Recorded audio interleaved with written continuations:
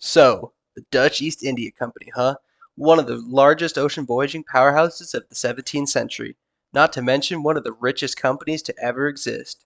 To understand how this company became so powerful, it is important to understand the Dutch worldview and how trading is crucial to that worldview. And to truly understand that worldview, we need to take a look at where the Dutch originate from. The Netherlands. Sometime around 400,000 years ago. This probably, totally, definitely, certainly happened. Oh wow, look over here. We have some Cavemen. Oh look, it's Anton van Leeuwenhoek and his best friend, Johan. And they both have some stuff. And they both really wanted each other's stuff. In fact, they wanted each other's stuff so badly that they came up with an entire new system on how to give stuff to each other. And they called it trading. And they did it so much they got really, really rich, and they were oh wait, hold on. Sorry.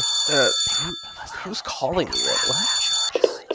Hey, it's me, the Dutch Prime Minister. Hey, what are you doing? What are you doing? Me? Yeah, you. What are you? What are you doing? What are you doing right now? I'm making a video of the Dutch East India Company. Yeah, well, okay, well, you're doing it all wrong.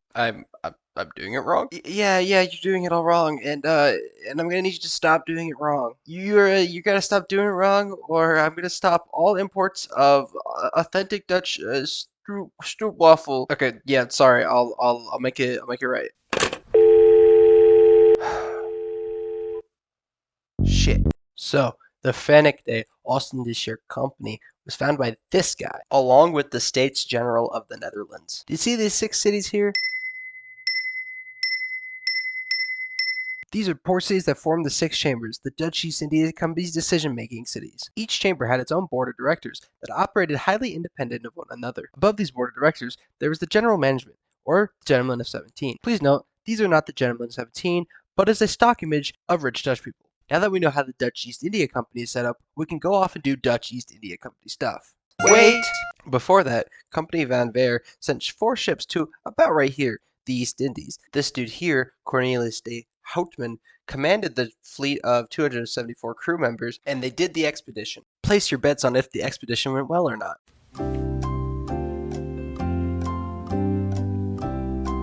And the results are in! Drum roll, please!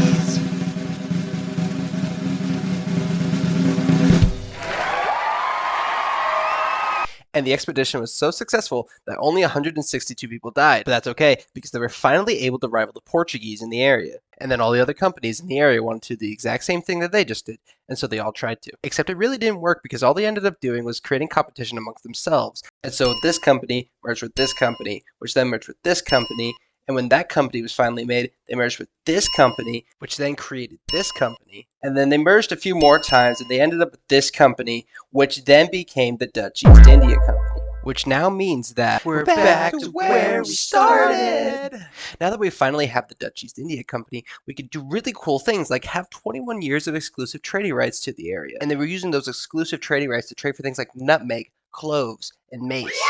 The trading fleet of the Dutch East India Company consisted of about 150 ships, which sailed the Cape of Good Hope to the East Indies. Along this route, they would also stop at various ports to obtain their beloved spices and other really cool commodities.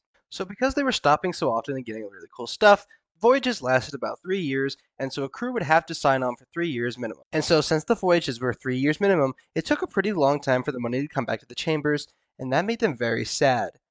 So they came up with this really revolutionary idea. And while they were trading, they might have potentially engaged in a little bit of colonialism. In particular, they might have engaged in colonialism here, also here, and well, here. Let me just show you all of that. Yeah, all of that. Wow, that's a lot of colonialism. Let's take a look at how the Dutch were treating their colonists.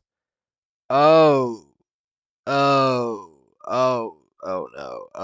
Yeah, no. Oh. This most certainly will not have effects that come into play later. Not at all. None whatsoever. This will definitely not influence anything later on. So anyway, the Dutch East India Company basically had to act like their own government in the area, because I guess the nation of the Netherlands was too busy doing anything else except helping their most profitable asset. And because they had to act like their own government, they were able to do things like build forts and conduct military operations. In essence, they were like a modern stock company, except for the fact that they could blow stuff up when things didn't go their way. Speaking of which, so this admiral was like, you know what would be really cool to protect our fleet? A fort. And so they went and found a fort. There was only one problem with this fort. The Portuguese owned it. And so they said, hey, that's a really cool fort. And the Portuguese said, thank you. We really like this fort. And so the Dutch seized the fort. This pro-game move secured the Dutch monopoly on the clove trade, as Ambien was a central port in the Eurasian trade route. And so this dude, who was brothers with the other guy from earlier, accidentally discovered the western coast of Australia. But who really cares about Australia? And so by taking forts and doing military stuff, it was kind of getting really expensive, and the VOC was starting to get fed up of it. In fact, the trade by arms policy got so annoying that the directors submitted a petition in 1617 arguing that a commercial company should not bear the financial burden of the country's military interests, and the States General just did not care. Okay, so what's going on over here? Oh, Japan closed its borders?